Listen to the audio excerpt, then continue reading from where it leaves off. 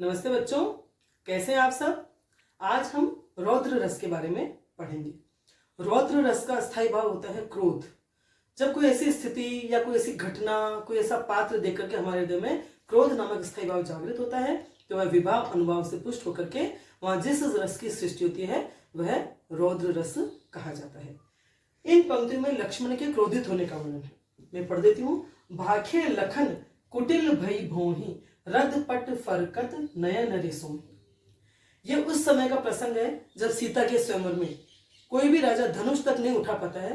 तब जनक बहुत ही दुखी होते हैं और क्रोधित भी होते हैं और सभी राजाओं से कहते हैं कि ये धरती क्या वीर पुरुषों से खाली हो गई है, तो कोई धनुष को उठा तक नहीं सका, प्रत्यंचा चढ़ाना तो दूर है। तब लक्ष्मण को बड़ा ही क्रोध आया। लक्ष्मण और राम चूंकि निमंत्रित नहीं थे, वो तो विश्वामित्र के साथ स्वयंवर देखने गए थे, तो उन्होंने स्वयंवर में पहले भाग नहीं लिया। लेकिन जनक के द्वारा क्रोध में ऐसे बात कहने के बाद राम ने धनुष पर प्रत्यंचा चढ़ाने के लिए राम उठे थे। तो ये उस समय का प्रसंग है। तो लक्ष्मण बहुत ही क्रोधित हुए, भाखे लखन, और वो क्रोध में होकर बोलने लगे कुटिल भई भोहे। और उनकी भोहें कुटिल मतलब तिरछी, आड़ी टेढ़ी। हम गुस्से में हमारी भोहें ऊपर नीचे होती है, तिरछी होती है, तो ऐसी उनकी भोहें बड़ी ही कुटिल हो गई।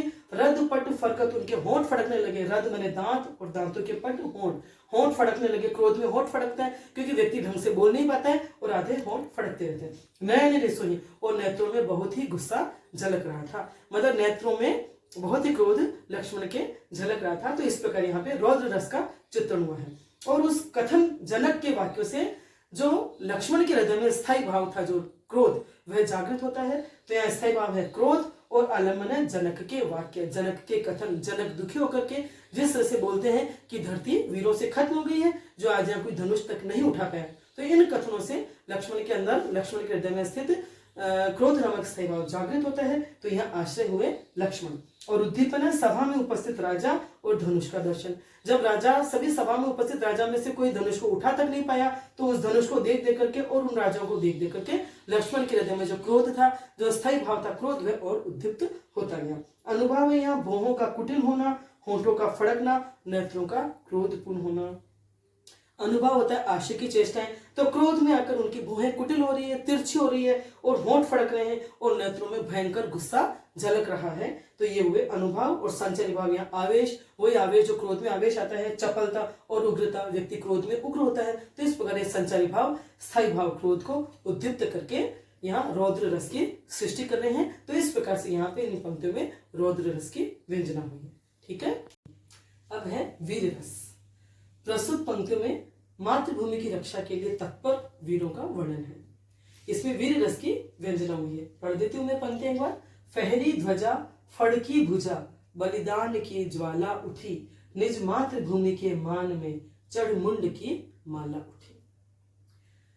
ध्वजाएं फहरा रही, मतलब कोई विषय, कोई ऐसी स्थिति आन पड़ी है कि जब मातृभूमि के सम्मान को आंच आई है या मातृभूमि का सम्मान खतरे में है, तब जो देशभक्त है, जो वीर पुरुष है, उनके हृदय में बलिदान करने की ज्वाला उठी है और वो अपने मुंड देने को तत्पर उठे, मतलब अपना बलिदान देने को वो तत्पर हो उठे हैं। अर्थ कर देती हूँ मैं। फहरी ध्वजा, ध्वजाएं फहरा रही हैं और भुजाएं फड़क रही हैं और बलिदान की ज्वाला हर देशभक्त के हृदय में धधक रही हैं। और निज मातृभूमि के मान में, अपने मातृभूमि के सम्मान को बचाने के लिए चढ़ मुंड की माला उठी। सभी अपने मुंड के, मतलब अपने सिरों की माला दे देने को तत्पर, अपने सिरों का बलिदान दे देने को तत्पर है। तो इन पंक्तियों को पढ़कर हमें एहसास हो रहा है कि यहाँ वीर रस की व्यंजना हुई है। वीर रस का स्थायी भाव होता है उत्साह।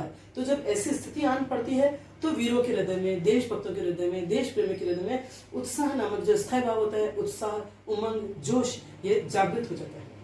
तो इन पंक्तियों में आलम्बन है मातृभूमि की रक्षा का विषय। मतलब मातृभूमि के सम्मान को कोई आंच आई है या किसी ने मातृभूमि का अपमान किया है, तो मातृभूमि का सम्मान की रक्षा के लिए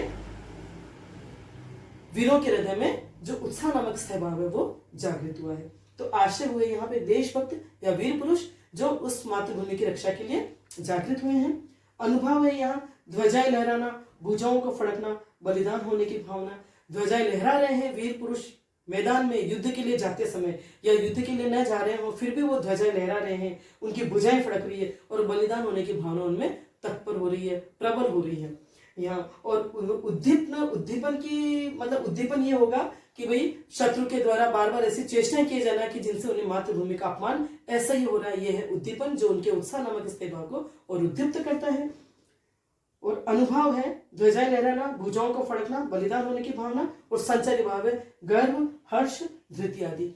सम्मान की रक्षा के लिए जब तत्पर हो तो हमारे हृदय में गर्व और गौरव का भाव होता है अपनी मातृभूमि के लिए, हर्षित होते हैं और धैर्य की भावना भी मन में आती है। तो इस प्रकार इन संचारी भावों से विभा और अनुभव पुष्ट होकर के वीर रस की सृष्टि हो रही है।